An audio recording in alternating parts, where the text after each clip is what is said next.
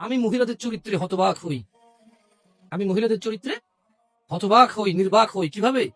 যে ও ঘুষ, দুর্নীতি, চাঁদাবাজি, টেন্ডারবাজি, মিথ্যা কথা, মারামারি কোনো কিছুকে স্বামীর বদনাম মনে করে না। অপরাধের মধ্যে নেশাটা করলে এবং অন্য মহিলার সাথে কথা বললে এই তার আসল হবে, কারণ এটা তার রিলেটেড। নেশা করলে তার হক নষ্ট হয়, অন্য মহিলার সাথে কথা বললে সে মনে করে তার হক নষ্ট হয়। আরে আপনি বলতেছেন অন্য মহিলা, আপনি আরেক বিয়ে করবেন বললে সে মনে করে তার হক কমে যাচ্ছে। আমি একবার একজনকে বললাম, আমাকে বললো যে না না আমি আবার মহিলাদের সাথে কথা বলি না, এটা আপনারা চেক করি না, আমরা ফেসবুকে মেসেজ দিয়ে চেক করি, আমি রিপ্লাই দিই না। প্রশ্ন করি, প্রশ্ন যেটা খুব ক্রিটিক্যাল মনে হয় রিপ্লাই করি, তাও লিখে। কথা বলবে, কথা বলবো, ভয়েস মেসেজ এগুলো অ্যালাউড করি না, কেমন? আমার ভেতরে লিখে যাক, উত্তর পারলে দিব না, ইগনোর করে দিচ্ছি, শেষ।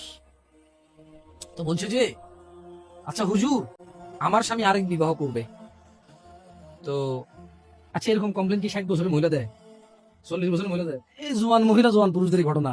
এই মাত্র দাড়ি টাড়ি রাখছে, তো কোরআন পড়তেছে, বিয়ে অর্ধেক দিন, হ্যাঁ একটু আগে 4-5টা গার্লফ্রেন্ড ছিল আর কি, এখন সে একটু দিনে চলে আসছে না, দিনে চলে আসছে। 4-5টা গার্লফ্রেন্ড ছিল, এখন 1 লাখ বোনে থাকতে ইসলাম তো বিয়ে অলরেডি করছে। এখন সে বিয়ে করছে 3 বছর, আরেক বিয়ে করার জন্য পাগল হয়ে গেছে 1.5 বছর থেকে। মানে তার প্রথম বিয়ের বয়সে 3 বছর 1.5 বছর থেকে ঝগড়া চলতেছে করে আরেক বিয়ে হলো। বুঝলেন, ওই ক্যাটাগরির কিছু সিচুয়েশন আছে।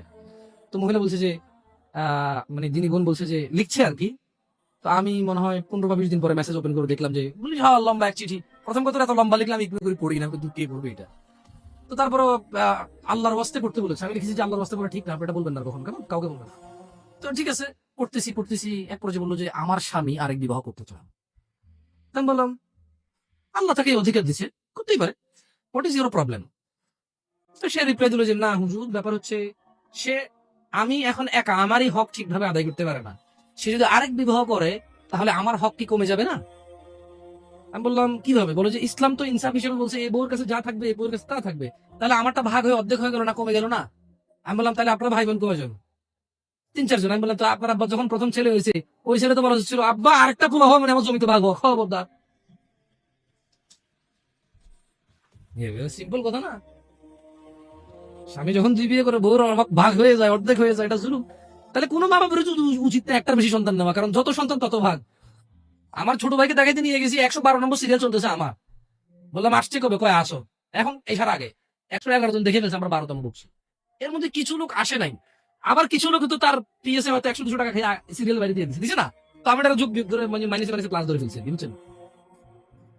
আমি চিন্তা করলাম যে সে তো 140 মানে 100 সর্বোচ্চ 160 থেকে 70 মিনিট এসে 112-13 জন রুগী দেখে ফেলছে। তো ওর যদি গড় রেশিও করে 1000 তো 2 জন মরতেছে না ওইখানে হাসপাতাল। একটা বিশাল হাসপাতাল, ভর্তি হইতে পারে রুগী 100 জন 150 জন, ওখানে কি ডেইলি 20 জন মারা যায়? বরঞ্চ সরকারি হাসপাতালগুলো ভয় পায় মারা যাবে বলে যে ঢাকা মেডিকেলে নিয়ে চলে যান, জানেন যে ওখানে মারা গেলে কোনো সমস্যা নাই, দায়বদ্ধতা নাই তেমন, ডাক্তারদের জবাব দিতে নাই, সরকারি হাসপাতাল মরছে, রুগী ক্রিটিক্যাল ছিল মরছে, আর গরিব মানুষ যায় ওখানে, আমার মতো লোকেরা যায়। তো আমাদের উদাসীনতার মাত্রা কত নিচে, মানে একটা মাত্রা থাকে না, ওই যে বলাতে শুনে না ছি তুই এত নিচে নামবি, ভাবিনি এই টাইপের, কিন্তু ভাবিনি, আমরা নিজেরাই ভাবিনি, ভাবতেছি না যে আমরা কত নিচে নামছি। অথচ আল্লাহ সুবহানাহু ওয়া তাআলা বলেছেন ইকতারাবা লিন-নাসি হিসাব, আপনি বলছেন মরার কথা, আমি আর আপনি এখানে ডিসকাস করতেছি 2023 ডিসেম্বরের আজকে 1 তারিখ, রাইট? আজকের দিনে আমি আর আপনি ডিসকাশন করতেছি আমরা কেন মরার কথা ভাবি না, খালি অসুস্থ রোগী ভাবে, কিন্তু আল্লাহ মরার কথা না। আমার বাপ চাচা মরছে, দাদা মরছে, বাবা আদম আলাইহিস সালাম হতে সবাই মরছে, যারা ছিল, আমরা যারা আছি মরবো, আমাদের পরে যারা আসে তারা মরবে, কিয়ামত পর্যন্ত যত মানুষ আসবে সবকিছু নষ্ট হয়ে যাবে, মরে যাবে, পৃথিবী চলে যাবে, কত দূরের কথা। অথচ আমি আর আপনি 2023 ডিসেম্বরে চিন্তা করতেছি, মরার কথা আলোচনা করতেছি, এটাই আমাদের বুঝে আসতেছে না। কুরআনুল কারীমে আল্লাহ তাআলা বলেছে যে ইকতারাবা লিন-নাসি হিসাবুহুম ওয়া হুম ফি গাফলাতিন মু'রিদুন। আরে মরা তো দূরের কথা, মানুষ যে মরে যাবে, হাজার হাজার লক্ষ লক্ষ বছর পার হবে, হাসর হবে, ওর বিচারের দিন হবে, এটাই নাকি নিকটে। বলছে যে মানুষের হিসেব নিকেশের সময় আসন্ন, এই চলে আসতেছে, অথচ তারা ওহুম ফি গাফলাতিন মু'রিদুন, অথচ তারা উদাসীনতায় মুখ ফিরিয়ে রয়েছে। আপনি আমি বাঁচার স্বপ্ন দেখি, বুড়ো হয়ে মরবো এই প্ল্যান করি, আর আমরা মরে আমাদের পরের প্রজন্ম হাজার হাজার প্রজন্ম মরে যাবে, জন্ম হবে, বেঁচে থাকবে 60-70-100 বছর বাঁচবে, সবকিছুর পরেও সবকিছু মিলিয়ে আল্লাহ বলতেছে যে এদের হিসেবের সময় তো চলে আসছে, এই চলে আসতেছে, অথচ এরা এখন উদাসীনতা। আপনাদের মনে হয়েছে কি কিয়ামত ঈসা আলাইহিস সালাম আসবে, তারপরে মানুষ ওপেন কুকুর বিড়ালের মতো রাস্তাঘাটে জানা করবে, মানুষ পশুর মতো আচরণ করবে, মানুষের আল্লাহ নাম ডাকার মতো লোক থাকবে না, তারপরে কিয়ামত হবে, এটা তো ঠিক কথা। এটা তো সমষ্টিগত কিয়ামত, মানে এরপর আর কোনো কিছু অবশিষ্ট থাকবে না। এরপরে কি, যখন ওই কিয়ামত হবে তখন আর কোনো কিছু কি অবশিষ্ট থাকবে না। কিন্তু যে ব্যক্তি যেদিন মারা যাবে তার কিয়ামত তখন শুরু হয়ে গেছে। কথা বুঝতে পারি নাই? যে লোক মারা গেছে ও কি ধ্বংস দেখবে? ও তো ধ্বংস হয়ে গেছে, শেষ।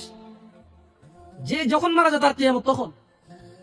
আর যেটা আল্লাহ তাআলা যেটাকে বলছে, ইদা জুলজিলাতিল আরদু জিলজালাহা, যখন পৃথিবী প্রবল কম্পনে প্রকম্পিত হবে, ওটা তো সবাই কম্পিত হবে।